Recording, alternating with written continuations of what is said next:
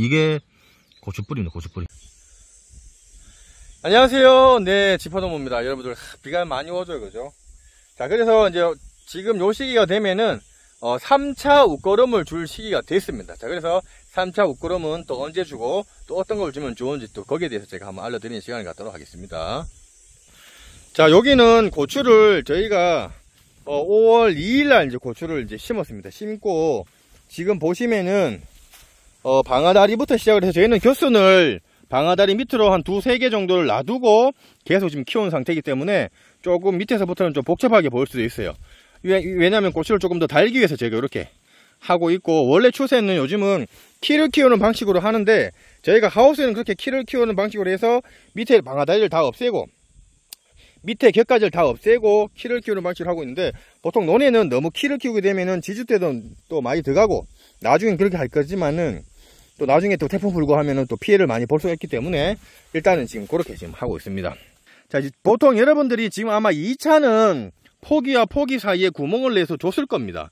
근데 저희는 밑에 점적 테이프를 해서 관수시설 설치를 해서 영양 공급을 꾸준히 해주다 보니까 그런 구멍이 없는 것도 있고, 또 다른 밭은 또 시설이 안 돌아가는 데는 뚫어서 주기도 합니다. 자, 그러면은 보통 우리가 5월 달에 심었다고 치면은 평균적으로 한 5월 20일 정도가 되거나 하면은 1차 웃거름을 주게 돼요. 1차 한 20일에서 한 30일 정도 사이에 1차 웃거름을, 보통 여러분들이 어떤 데는 요소, 질소만 들어있는 요소를 주시는 분들도 계시고, 혹은 밑거름으로 들어가는 복합비료를 주시는 분들도 있고, 그리고 평균적으로 웃거름으로 NK를 주시는 분들도 있고, 뭐 고형비료를 주시는 분들 계신데, 1차, 2차에 우리가 보통 요소, 밑거름, 그리고 웃거름 중에 NK를 이제 자꾸 이제 그 세 가지로 나눠지는 이유가 뭐냐면, 옛날 분들은 요소만 주시는 분들이 계세요. 그리고 복합을, 왜냐면 웃거름만 되어 있는 NK를 사기가 좀 그렇다 보니까 밑거름을 주시는데, 일반적으로 밭에 필요한 게 퇴비, 그리고 뭐 예를 들어서 유기물인 유박, 그리고 복합비료, 이렇게 제대로 넣는 밭 같은 경우는 고추가 상당히 지금 이만큼 컸을 겁니다. 근데 고추가 다른 밭보다 적다, 크기가 상당히 많이 안 자랐다 하는 데는 다른 요인들이 있을 수도 있지만은, 제대로 해서 키웠다 그러면은 밑거름용 복합비료라든지 요소를 안 주셔도 되고 NK만 주시면 된다는 얘기죠. 왜냐면은 함의 밑거름에다가 질소, 인산, 그리고 가리가 21, 17, 17 기본적으로 들어가 있게 얘네들이 꾸준히 먹을 수 있도록 그걸 줬는 상태입니다. 그런데다가 거기다가 인산 같은 경우는 잘 안 녹아요. 그리고 질소기가 또 너무 많이 들어가면은 얘네들이 키만 웃자라고 절간도 길어지고 이런 부분들이 많이 발생을 하기 때문에, 우리가 일반적으로 어느 정도 생육을 해서 좀 자랐고 좀 괜찮다 싶은 데는 NK 플러스 뭐 여러가지 들어가 있는 그런 걸 웃거름으로 주시는 게 가장 좋고, 왜냐면 밑거름에 벌써 그만큼의 많은 비료가 들어가 있는데 인산 같은 경우는 잘 안 녹아요.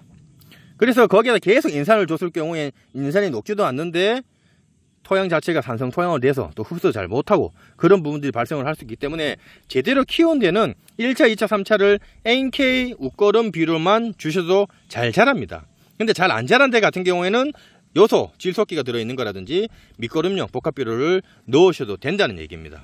NK 비료라고 인산이 빠지고 함량 자체도 원래는 21, 17, 17인데 18, 1, 13 질소기도 조금 떨어지고 인산은 조금 들어가 있고 칼리도, 왜 이런 것들이 기본적으로 들어가야 식물들이 자랄 수가 있기 때문에 이걸 넣어줍니다. 거기에다가 고토, 붕소, 규산, 석회 이런 것들이 골고루 들어가야 돼요. 왜 그러냐면은 우리 사람도 편식을 하게 되면은 몸이 안 좋아지는 것처럼 식물들도 골고루 먹어야 더욱더 건강하게 잘 자랄 수가 있기 때문에 이런 것들이 들어가는 걸로 해갖고 이제 쓰시는 게 좋아요.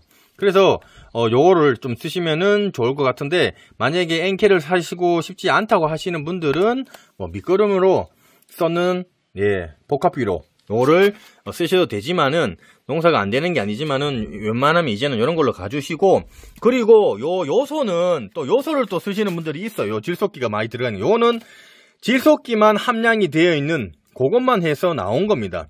옛날에 또 옛날 사람들은 요런 것들, 요거 고추 농사 잘 안 되고 하면 요것도 넣고 1차, 2차 요소만 해갖고 질소기가 많은 걸로 해서 농사를 지으셨는데, 자, 이 요소는 잘못 넣게 되면은 이 질소끼가 키를 키우는 작용을 하다 보니까 너무 이게 만약에 많이 들어가게 되면은 식물이 도벽을 한다거나 또 너무 가까이 이게 요소를 많이 주게 되면은 식물이 죽는 경우가 발생을 합니다. 그래서 요 질소끼가 들어가 있는 요 제품 같은 경우에는 여러분들이 혹시라도 고추가 남들 밭보다 덜 컸을 경우에 그때 여러분들이 요소를 1차로 주시는 거는 괜찮습니다.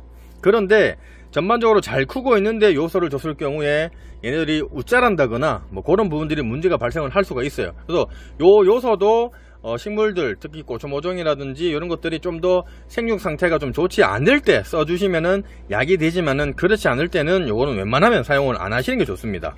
그리고 이런 제품들 말고도 여러 가지 제품들이 많아요.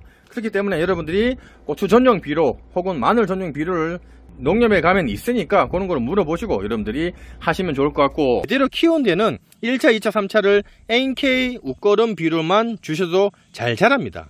근데 잘 안 자란 데 같은 경우에는 요소, 질소끼가 들어있는 거라든지 밑거름용 복합비료를 넣으셔도 된다는 얘기입니다. 그렇게 해서 쭉 해서 여러분들이 1차는 사이, 또 2차는 요 사이, 그리고 3차는 보통 어디 주냐면, 내 고추가 상당히 많이 안 자랐다는 거는 여러분들이 보셔도 제 영상에 보시면 제 거는 지금 허리가 거의 뭐 한 120cm 이상 정도까지 이제 고추가 생육을 했다는 얘기입니다. 키가. 그러면은 농가에서 너무 안 자랐다 싶으면은 이 고추의 뿐만 나무들은 이 지상부만큼 뿌리도 이만큼 자랍니다. 여러분들 그거는 제 영상에 보시면 아시겠지만 뿌리가 이만큼 나와 있는 영상들이 있어요. 헛골에. 헛골인데 얘네들 보시죠. 얘네들 보시죠. 이게 나무다 보니까 일반 풀뿌리처럼, 어이구 지렁이 있네. 지렁이 일단 하고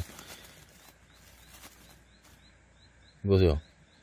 지금 한창 지금 고추가 많이 달려 있습니다. 그죠? 보세요. 고추가 탁 달려 있습니다. 야 이거 막 굵직굵직합니다. 그죠? 보세요. 그죠? 굵직굵직해요. 여기에서 지금 나와요. 뿌리가 나와서, 자 보시면은 좀 들어볼게요. 얘는 좋은 이제 흰색은 좋은 곰팡이 균입니다.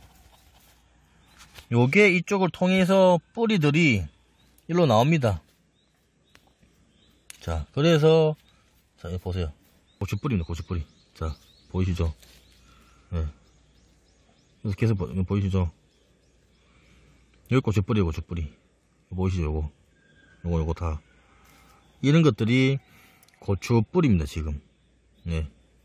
여러분들 고추가 상당히 많이 안 자라 싶으면은 여기를 뚫어서 고추뿌리가 얼만큼 있는지를 한번 파보세요. 여러분들 그것도 한번 해보시는 것도 중요합니다. 어디까지 와 있는지. 그리고 나서 만약에 정말 안 자랐다 싶은 분들은 3차도 여기에다가 NK 비료를 주셔야 되고요. 그리고 어느 정도 일반적으로 자란 농가 그런 같은 경우에는 헛골에다가 NK 비료를 쭉 주신다거나 좀 덜 자랐다 그러면 복합비료라든지 뭐 요소를 주셔도 상관은 없어요. 근데 요소는 너무 많이 주게 되면은 얘가 키만 크는 효과를 할 수가 있기 때문에 요소는 단독으로 웬만하면 주지 마시고, 그거는 초기에 생육이 불량할 때 많이 주는 게 1차나 2차 때 요소를 주는 거고, 3차 때는 보통 복합이 됐든 밑비료가 됐든 NK가 됐건 이런 헛골에다가 주시는데, 어느 정도 자라는 것 같은 경우는 NK 비료를 주셔서 얘네가 자라는 거를 상태를 한번 봐가면서 여러분들이 이 관리를 해 주셔야 됩니다. 여기에다가 기본적으로 연면 시비로 보통 우리가 칼슘을 주세요. 칼슘은 하는 역할은 뭐냐면 잎을 두껍게 만들고 고추의 가피 자체도 세포벽을 튼튼하게 해주는 그런 역할을 해주기 때문에, 칼슘도 여러분들이 여러가지 칼슘이 있지만 수용성 칼슘 중에 저렴한 거 사용하시면 되고, 전문적으로 하는 농가 같은 경우에는 저희가 식용 염화칼슘이 있습니다. 그거를 가지고 저희가 20단말 물 고래통 500리터입니다. 거기에 염화칼슘 1kg를 넣고 연밀습을 하셔도 되고, 근데 칼슘을 여러분 쳐보시면은 100을 치면은 얘네들이 50%밖에 이동이 안 됩니다. 그래서 붕산을 넣어서 20단말 500리터의 붕산을 40g에서 50g을 같이 섞어 갖고 20단말에 물 20단말에서 치시면은 됩니다. 되는데 치실 때도 왜 그러냐면 붕산이 칼슘의 흡수를 많이 도와줍니다. 그러니까 50%, 칼슘만 치면 50%일 걸 붕소를 같이 넣어주면은 한 70%, 80%까지 흡수를 한다는 얘기죠. 그리고 칼슘을 치고 나서 흡수가 기본적으로 보통 한 5일에서 7일 정도면 얘네들이 흡수를 다 해요. 그렇기 때문에 1회를 보통 쳤으면은 한 7일에서 10일 간격으로 한 3회 정도만 쳐도 이 고추가 필요한 칼슘을 다 줄 수가 있기 때문에 여러분들이 한 3회, 많게는 4회 정도로 여러분들이 쳐주시면 되고요. 그리고 이 칼슘이 탄저를 또 예방하는데 또 그런 역할을 해줍니다. 왜냐하면 이 자체를 튼튼하게 하기 때문에 세포벽을. 그래서 칼슘 쳐주시면은 또 병해에도 그런 예방을 할 수 있는 효과가 있으니까 여러분들이 좀 쳐주시면 좋고, 그리고 우리가 연면 시비를 하실 때도 칼슘은 분산해서 보통 단독으로 치시면 좋고, 보통 병해충 방제를 하실 때 거기에다가 미량요소라든지 아미노산을 같이 쳐갖고 여러분들이 쭉 주시면은 좀 도움이 되세요. 그렇기 때문에 연면 시비도 좀 NK만 줬다고 우리가 3차로 우뼈를 주는 게 아니고 연면 시비로도 아미노산이라든지 미량요소 이런 것도 주시면 좋고요. 그리고 이제는 이쪽에다가 점적 테이프를 양쪽에다가 설치를 하셔갖고 영양 공급을 꾸준히 해주셔야 여러분들 외부적인 환경에 혹은 가뭄이 온다거나 혹은 비가 너무 자주 왔을 때, 그리고 영양 결핍이 왔을 때, 그럴 때 맞춰서 내가 주고 싶을 때 줄 수가 있는 그런 환경을 만드셔야 됩니다. 여러분들 농사 지어 보면은 정말 어렵습니다. 여러분들 이게 병해충 방지도 해야 되고 칼슘도 줘야 되고 관수시설도 해야 되고 뭐 줄도 쳐야 되고 뭐 이게 농자재 값도 너무 많이 들어가고 신경 쓸 게 너무 많습니다. 여러분들 그렇다 보니까 농사를 짓는 건 좋은데요, 웬만하면 여러분들 귀농하시거나 정년퇴직 하셔갖고 농사 좀 제발 안 지었으면 하는 그런 바람입니다. 여러분들 해보시면은 죽으나 사나 힘만 듭니다. 사서 드시는 게 제일 깔끔해요. 그 돈 더 이상 사서 드셔도 농사 짓는 그 값보다 더 적게 듭니다. 여러분들 그렇게 해서 여러분들 참고하시면 좋을 것 같습니다. 자, 보시면서 또 궁금한 사항 있으시면 댓글 남겨주시면 제가 상세하게 설명을 해드릴 거고요. 또 조금이라도 도움이 되시면 저희 지포농부 구독하기, 좋아요, 공짜고 무료입니다. 네, 구독하기, 좋아요 부탁드리겠습니다. 감사합니다.